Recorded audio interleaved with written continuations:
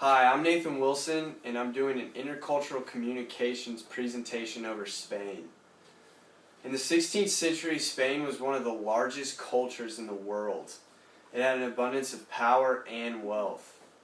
Governmental issues caused a series of battles to break out, which eventually led to a civil war. The civil war was led by Francisco Franco. The war came to an end in 1939, and the country was under Franco's rule until 1975. That was his death date. Now the country is ruled by a Rajoy government. They are suffering from a high unemployment rate and a bunch of other deficits. Some of the values may vary in Spain. Family size is very important, and extended family is also very important. It says that extended family may be involved with the family almost up to every day of the week, watching their grandchildren.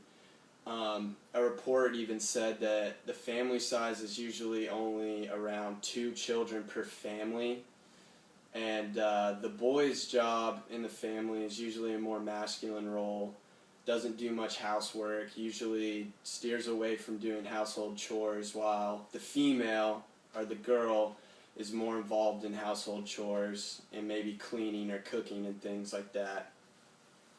Appointments are also not viewed the same in Spain. Being late isn't necessarily rude in their circumstances unless it's extreme lateness, and in that case an apology must be in order if you're late to an appointment. Drinks and eating are also very, very important. Great way for the Spanish to socialize. To prove that you're done eating, a lot of people will rest their forks on the plate, crossed, with a knife over it. If you want to continue eating, but you just want to take a break from your meal, you want to set your fork and your knife on opposite sides of your plate. Thirdly, I'd like to go over some family values. Family and children are very important to one another, as well as extended family, like I said previously. When growing up, the children will usually absorb all the adult behavior that they are brought up around. And unlike America,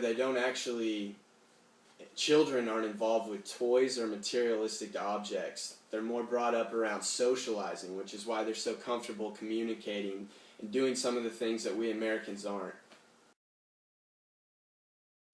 Now I just want to go over briefly some of the greetings that are in this country. Hola is an informal way to say hello in Spanish. Como estás is also another way to greet someone, which also means how are you. Both of these are used frequently. They go hand in hand with one another. When departing, most will say adios, which means goodbye in Spanish. And just like every country, we all have a way to address a person of importance. And in Spanish, that word is usted. Now, that would be the equivalent to referring to an adult male in America as sir. Next, I want to discuss some social customs involved in the country. They don't feel that it's rude to correct errors. A lot of the time, they'll see an error in another one that they see unfit, and they'll correct it publicly. And like I said, they don't mean this in a rude way. They only do it to better the other person. They also really like to hold eye contact, more so than other countries. This is just due to the way that they were brought up. They think it's more polite to show that they are focused on another to prove that they are listening. Also, they interrupt, and they also don't mean that to be rude or to give you bad vibes, but only to fix other problems. So in a meeting, they might interrupt you to fix an error just so you can basically better yourself.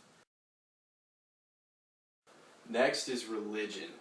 Spain is predominantly Catholic, although freedom of religion was granted in 1970s, which allowed other groups to practice, mainly Christian groups.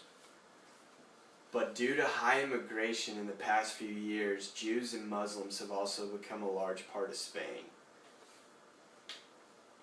Now, Spain being such a sacred place, they really cherish their churches. With that being said, they will not allow you into a place of worship if you are not dressed accordingly. To conclude, I think it would be very profitable for us to do business in Spain. Although they have a high unemployment rate, their educational system is very well put together. The women there graduate from college. It is still very highly likely for them to go to college. Men also like to go out and succeed, and they have a hard working ethic. With that being said, I think there would be no problem in starting a business and being able to prosper in that country.